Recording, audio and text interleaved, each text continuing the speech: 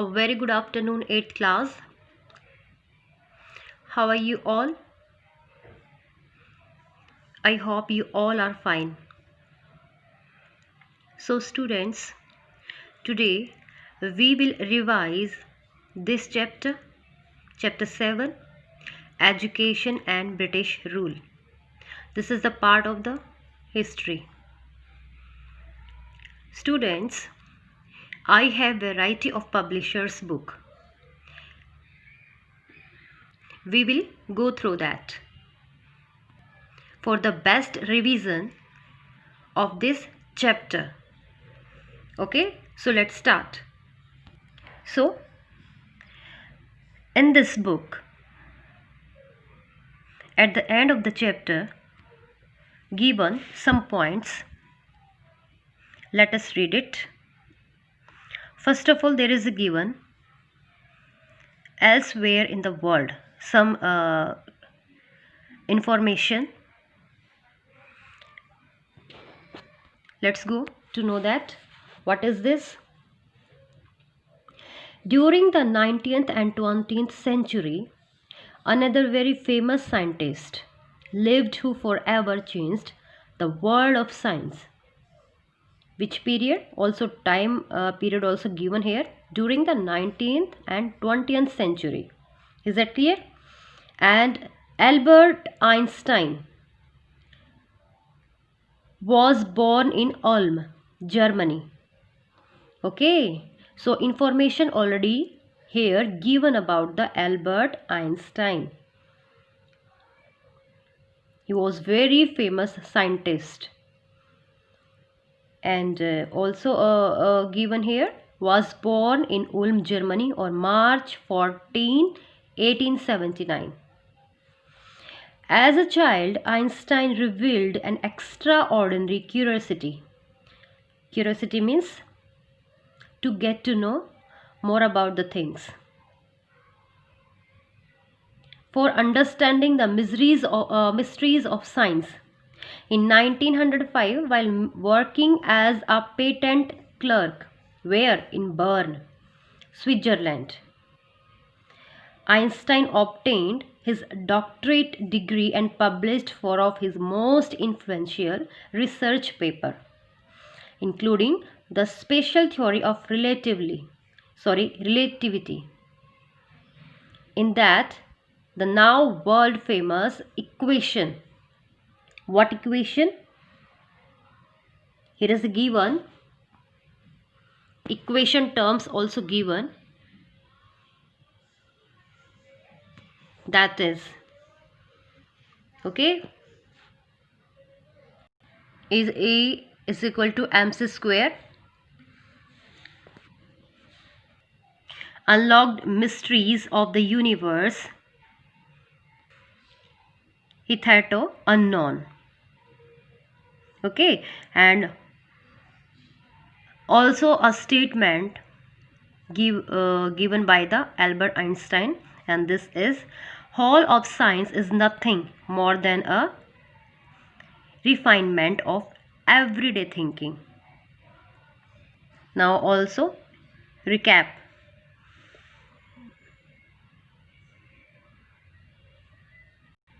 Of this chapter, the first one, education before the British was mostly oral and devoid of textbooks and curriculum.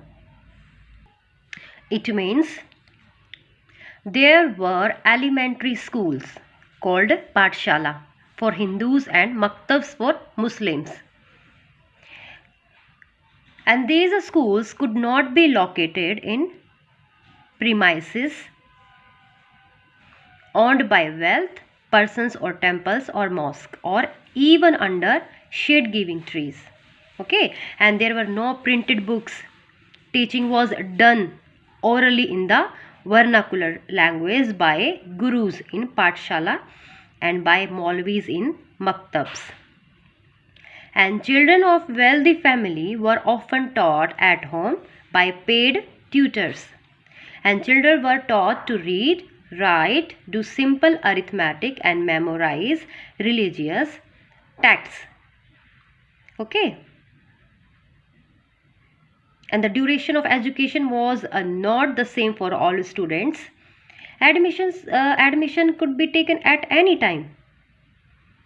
A pupil's education was regarded as complete after he got the amount of knowledge thought necessary by the teacher, and there were no fixed fees. A pupil's parents paid the teacher in cash or kind according to their ability, and schools were adapted to the local conditions. For example, village schools remained closed during the harvest season so that the children from peasant families who helped in the harvest would not miss class. Got it? And the second point is given here, the Orientalists.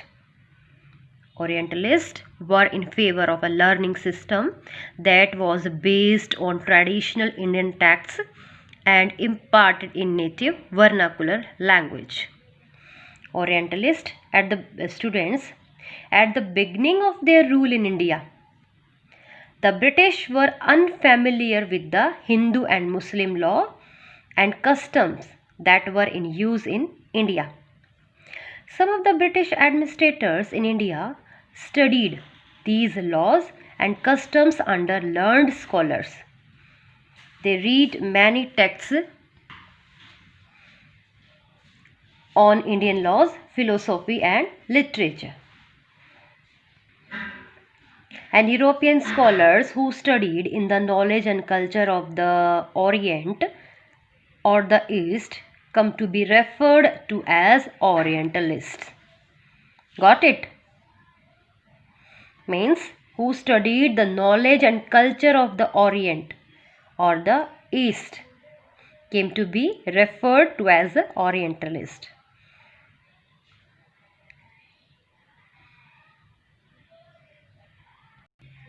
And the next third point is given here, the Anglicist believed that the Western learning style in English medium was quite essential to civilize the Indian society. Anglicist means those who believed in teaching English and Western scientific ideas. Okay, got it? Students, from the early 19th century, James Mill and other Anglicist British officials attacked the Orientalist. Okay, Orientalist means those who studied language and culture of Asia. Got it? And what the Anglicists said? They said the knowledge of the East was full of errors. गलतियों से भरी पड़ी है. Okay, and was unscientific और बहुत ही unscientific है. So they argued that it was wrong on the part of the British to spend so much effort in teaching. And what the native wanted or what they respected. The aim of the education should be teach what was useful and practical. Indians should be made familiar with the scientific and technical advance that the West had made rather than the poetry and scared literature. Got it?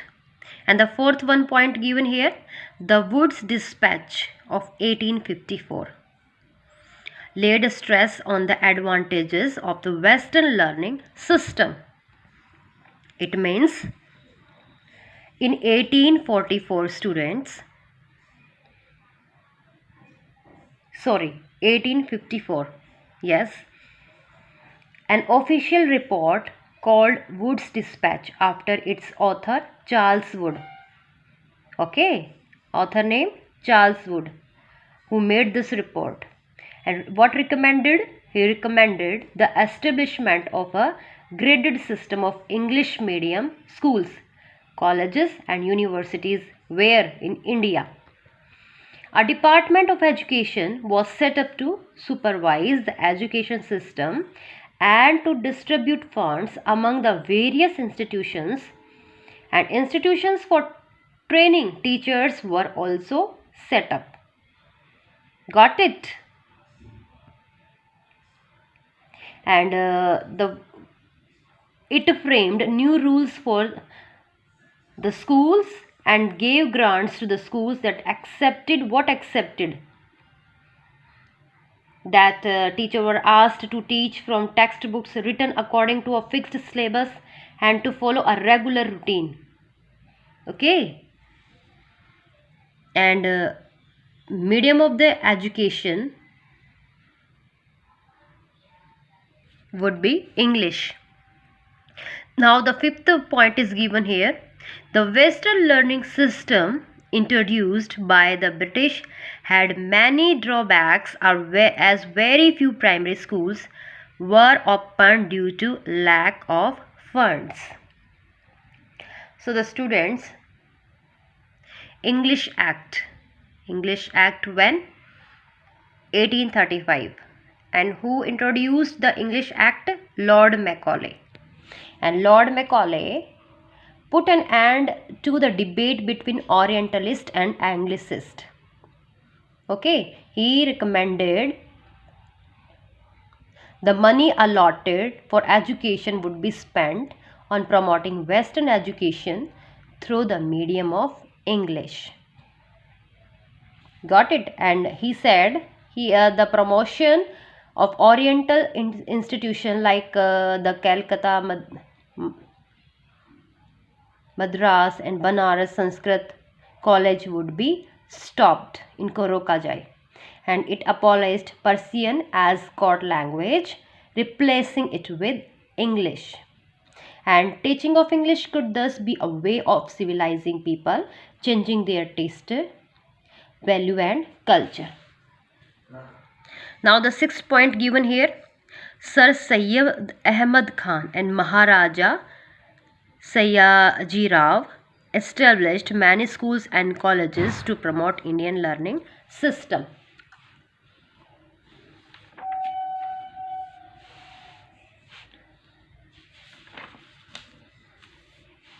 So students, in 1864, just remember it, 1864, Sir Syed Ahmad Khan, a social reformist, he was a social reformist, set up a scientific society of where? Aligarh, to translate scientific works into Urdu. Okay, and he felt that the study of English and Western sciences was very important for the uplifting and development of Muslim community. Is that clear? And in 1875 he founded the Mohammedan Anglo-Oriental College to bridge the gap between the West and the East. And one other also name given here, Maharaja Sayaji Rao. So listen student, the British educational reforms were not applicable in the princely states. Sindhia School in Gwalior and Mayo College in Ajmer were popular institutions for the education of princes. Some of the princely states like Baroda understood the importance of education, and Maharaja Sayaji Rao III of Baroda, when from 1863 to 1939, took keen interest in the pursuit of art, science and culture. He pursued a number of educational and administrative reform in where? Baroda. Education was made free and compulsory in his state, and he set up many schools and provided money for their maintenance. The literacy rate in Baroda was higher than in the British India. Got it? And he encouraged women's education, and he patronized many thinkers like Dadabhai Nauroji, Sri Aurobindo and B.R. Ambedkar. He also set up Maharaja Sayaji Rao University. It's clear? Now, seventh point also given here.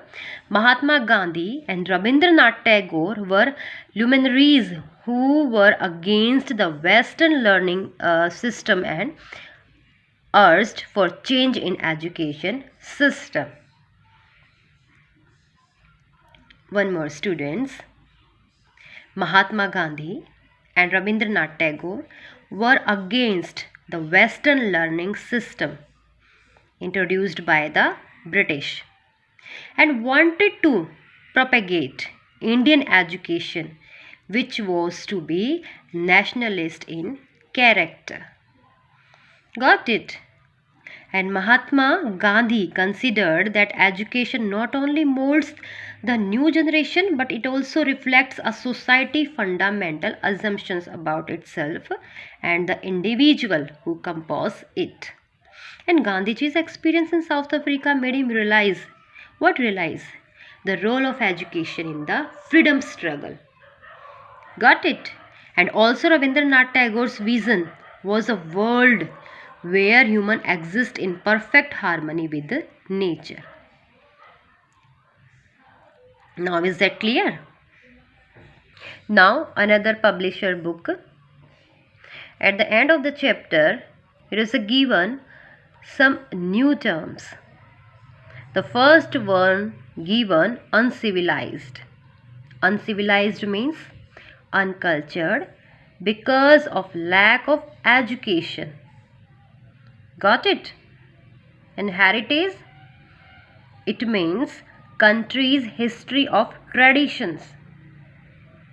Now linguist, one who knows and studies several languages. Several languages. Is that clear?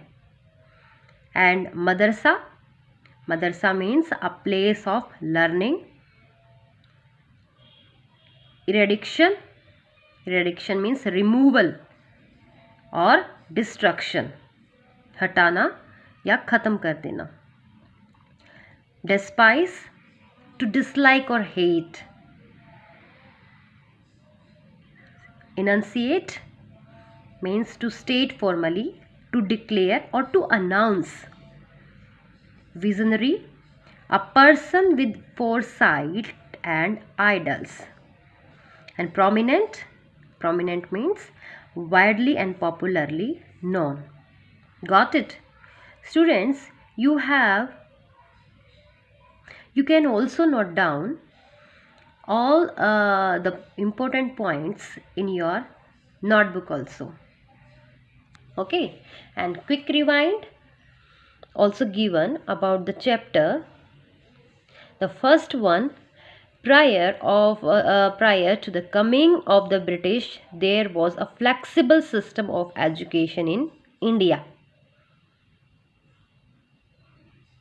According to the British authorities, civilizing Indians was possible only through education. Okay, and the Charter Act of 1813 made a humble beginning in the field of education.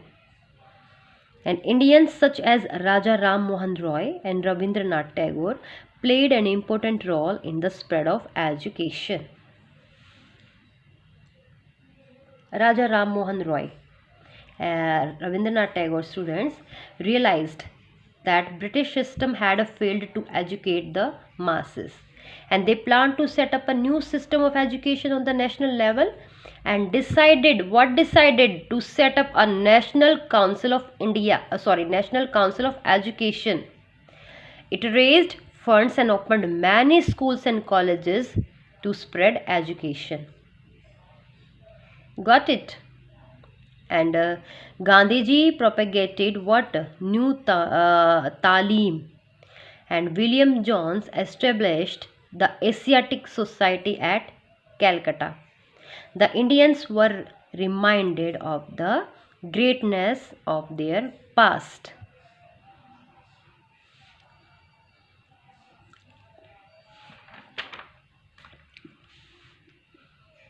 Students, here is a given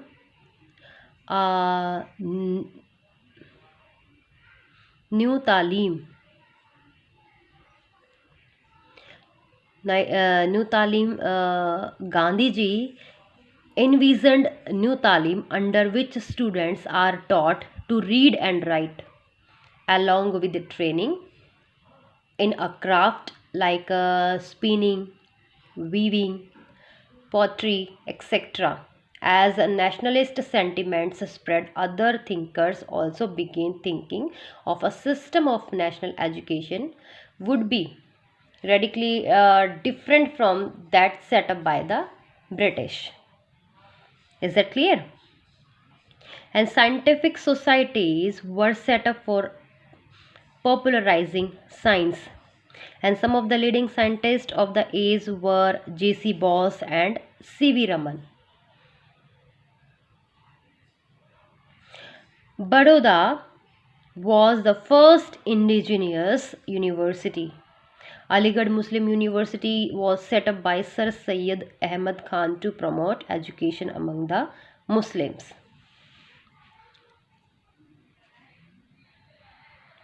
Now students, we have revised the two books. Now this one is the last. What is given here about the chapter? So let me read it. Things to remember. In 19th century India, elementary schools were numerous, but centers of higher school were few. Okay, in elementary schools, elementary education was imparted where? In Pathshala for Hindus and Maktabs for Muslim. And higher education was imparted in Tols and Madrasas in Sanskrit and Persian medium respectively. The speed of inquiry was not increased.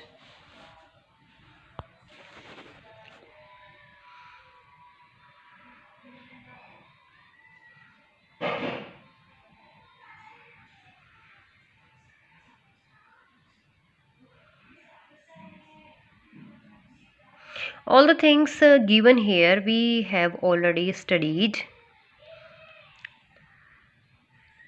So you will revise this chapter. And good luck for your periodic second.